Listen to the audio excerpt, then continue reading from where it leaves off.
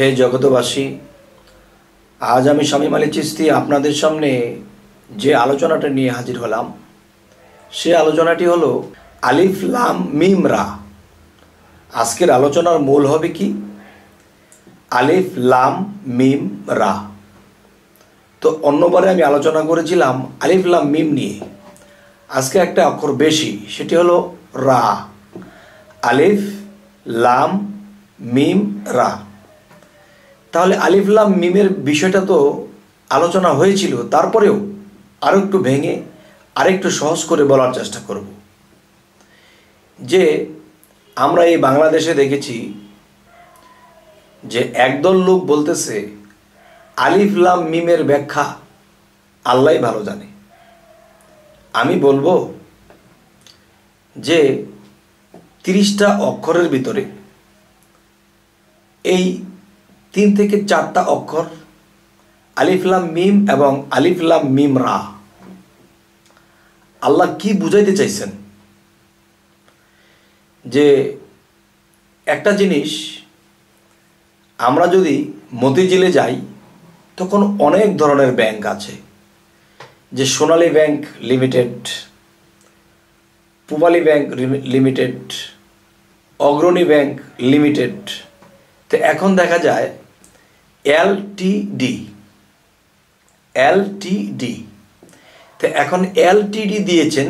এই এলটিডি দিয়ে আমরা কি বুঝে নেই? যে লিমিটেড বুঝে নেই। তাহলে লিমিটেড কিন্তু পূর্ণ বানাম করতে গেলে অনেকগুলো অক্ষর এসে যাবে, কিন্তু এখানে দেখা যাচ্ছে এলটিডি, এটি দিয়ে আমরা লিমিটেড বুঝতে পেরেছি। তবে হে জগতবাসী, আলিফ লাম মিম এবং রা, যাই হোক, তাহলে আমরা এই জিনিসটা কেন বুঝবো না? আলিফে কি হবে? আল্লাহ হবে। লামে কি হবে এবং মিমে কি হবে? তে মিমে মোহাম্মদ। আলিফে যদি আল্লাহ হয়, মিমে মোহাম্মদ হবে। তাহলে লামটা কি? এই লামটি হলো, যেমন একটা কথা ইংরেজিতে বলা হয় ল। ল অর্থ কি? আইন। তাহলে আমরা যদি লক্ষ্য করি যে আইন দেখতে কেমন, যেমন একটি ভাষা আছে যে আইনের পোশাকটি কালো। তো কালো রঙের পোশাকটা দেখাতে পেরেছি, কালো রঙের পোশাকটি আমরা দেখাতে পেরেছি, কিন্তু এটা আইনের পোশাক কালো, কিন্তু আইন দেখতে কেমন? আইনের পোশাকটা কালো, এজন্য আইনটা কিন্তু কালো নয়। তো বোঝাতে চাই, আমি একটা কিছু খেয়েছি, স্বাদ পেয়েছি। এখন একজন বলতেছে তুমি যে খেয়েছো এটা কেমন লাগলো? চুকা, ঝাল, মিষ্টি, কিরকম? তখন বলতেছে একটু চুকা, একটু মিষ্টি, একটু লবঙ্গ, একটু ঝাল। আরে এতটা বলো কেন? একটা বলো। আচ্ছা বাবা নে তুই একটু খা। তখন খেয়ে সেও বলতে পারছে না, একটু ঝাল, একটু চুকা, একটু, মানে বোঝাতে পারছে না। তাহলে আইন কেমন দেখতে? আইন দেখতে দেখা যায় না, কিন্তু বাতাস কিন্তু দেখা যায় না, অনুভব করি। তো দেখা যায় না বলে কি সেটা নেই? তেমনি আইন দেখতে পাওয়া যায় না, কিন্তু দেখতে পাওয়া যায় না বলে কি সেটা নেই? আছে। তাহলে একটা ভাষাতে আসেছে কি যে লাম আইনের জায়গায় দাঁড়িয়ে বলছে, আরবিতে বলা হয় লা, আর বাংলায় বলা হয় না।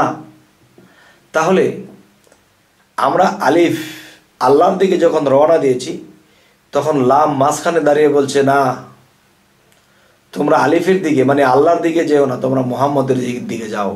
আলিফ লাম মিম, আলিমুল গায়েব এবং আইনের জায়গায় এই লামটি দাঁড়িয়ে বলতেছে যে না, তোমরা সেই মিমের দিকে যাও। আল্লাহর দিকে যদি যাও তাহলে আল্লাহকে পাবে না, মিমের দিকে যাও।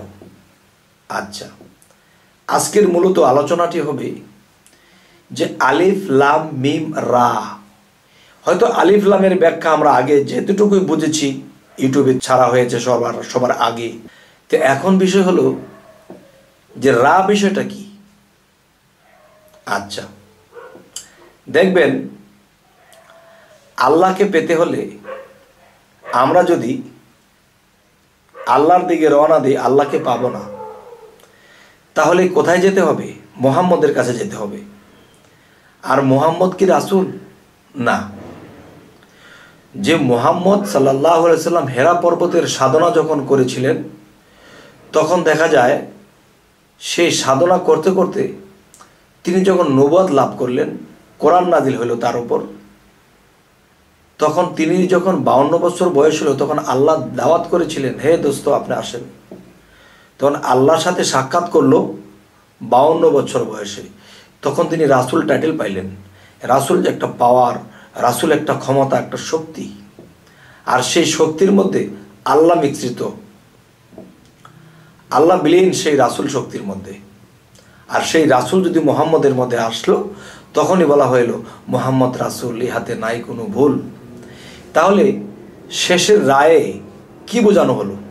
শেষের যে রা, এই রায়ে বলতেছে যে রাসূল যে একটা বিষয়, সেটা এই মুহাম্মদকে যারা ধরবে, এই মুহাম্মদকে যখন মানুষ মানবে, চিনবে, তখন তার ভিতরে রাসূল মিশবে। আর রাসূলের রূপ কার? যিনি রব, এই রব এই রাসূলের সাথে মিশবে। তখন এই রাসূল মুহাম্মদের সাথে মিশবে। তখনই মানুষ সেই রাসূল রূপে রবকে দেখতে পাবে, সেই রাসূল রূপে আল্লাহকে দেখতে পাবে। তখন কি বোঝানো হলো? আলিফ লাম মিম, আলিফ লাম মিম রা। এই যে রা বিষয়টি, এই রা বিষয়টির ভিতরে কে? রাসূল লুকায়িত, আর রাসূলের মধ্যে রব লুকায়িত। তখন হযরত মুহাম্মদ সাল্লাল্লাহু আলাইহি সাল্লাম তিনি কিন্তু জন্ম নিয়েছেন। তিনি কিন্তু জন্ম নেওয়ার পরে তিনি হীরা পর্বতের গুহায় যখন সাধনা করলেন, তখন জিবরাইলের দ্বারা তাকে জ্ঞান দান করলেন। এরপরে তিনি রাসূল টাইটেল পাইলেন। রাসূল কিন্তু জন্ম নেননি, রাসূল সৃষ্টি, মুহাম্মদ জন্ম। তাহলে জন্ম যে মুহাম্মদ, তার সাথে যখন রাসূল পাওয়ারটি মিশ্রিত হলো, তখন রব নামের পাওয়ারটি মিশ্রিত হলো। তাহলে সিরিয়ালটি কি? যে আলিফ আল্লাহর দিকে যাব না, আমরা আইন মানব, লামকে মানব। যখন লামকে মানব, তখন আমরা মুহাম্মদের কাছে যাব। আর যখন মুহাম্মদকে আমরা মানব, তার অনুসরণ হয়ে আমরা যখন চলব, তখন সেই রাসূল রূপে যে রব, তিনি মুহাম্মদের সাথে মিশবে। তেমনি এই পৃথিবীতে কোনো মানুষ যদি আল্লাহর সাধনা করে, তখন সেই মানুষটি সাধারণ থাকে। আর যখন সাধনা করতে করতে করতে করতে এমন এক পর্যায়ে চলে যায়, দেখা যায় একটা লোহা যখন আগুনে দেওয়া হলো, তখন সেই লোহাটি তো লোহাই, কিন্তু সেই লোহাটি যখন আগুনে দেওয়া হলো, সেই লোহাটি আগুনে পুড়ে লাল হয়ে গেল। এখন যখন লাল হয়েছে, এখন আগুন কোনটা, লোহা কোনটা? ঠিক দুই মিললে একাকার। তখন মুহাম্মদের সাথে রাসূল মিশ্রিত হয়েছে এবং রাসূলের সাথে রব মিশ্রিত হয়েছে।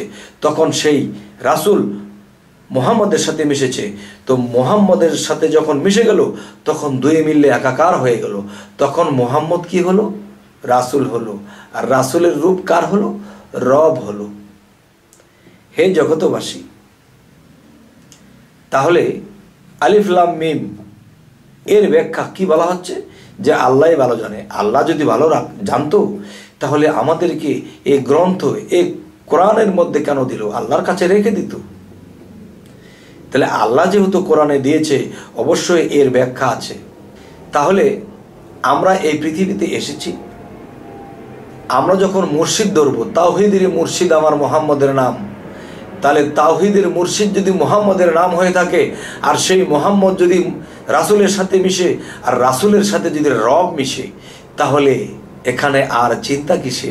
আল্লাহ বলেছে কোরআনে যে আমার বন্ধুদেরকে তোমরা কখনো মৃত বলিও না। আমার বন্ধুদের কোনো মৃত্যু নেই, তারা কখনো চিন্তিতও হবে না। কেন হবে না?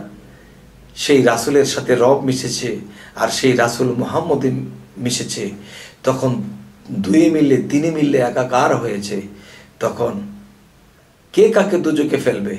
হে জগতবাসী, অন্য বার আমি যে আলিফ লাম মিমের ব্যাখ্যা করেছিলাম, তো আজকের ব্যাখ্যাটি আলিফ লাম মিম রা কি বোঝানো হলো এবং রায়ের মধ্যে কি সারমর্ম লুকানো হলো, এই বিষয় নিয়ে আজকের এই আলোচনাটি করা হলো। তবে হে জগতবাসী, পরবর্তীতে আমাদের আকর্ষণ হা মিম নিয়ে আলোচনা হবে এবং সূরা তোয়া, সূরা সোয়াত, এই বিষয় নিয়ে সামনে আলোচনা করব।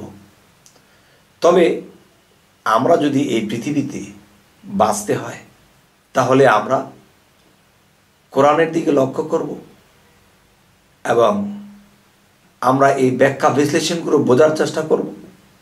একা একা কখনো বোঝা যায় না, একজন কামেল অলিয়ার কাছেই বুঝে নিতে হয়। কেননা একজন অলিয়ার সাথে আল্লাহর সম্পর্ক আছে, আর জগতে যারা পুস্তক পড়ে মুখস্থ করেছে তাদের সাথে আল্লাহর সম্পর্ক হয়নি, আর তারা আল্লাহর তরফ থেকে কোনো খবর বা শিক্ষা পায় না। পুস্তকে যা আছে তাই শিখেছে এবং সেই পুস্তকটাকেও বুঝতে ভুল করা হচ্ছে। তাই বলবো, আল্লাহর সাথে যার হট কানেকশন হয়ে গেছে, সেই একমাত্র এই পৃথিবীতে যা বলবে কোরআন ও হাদিসের সাথে মিলে যাবে এবং মানুষকে যা বলে দিবে তা হয়ে যাবে। তবে হে জগতবাসী, আজ এ বলেই রাখবো, সকলেই ভালো থাকবেন। আল্লাহ হাফিজ।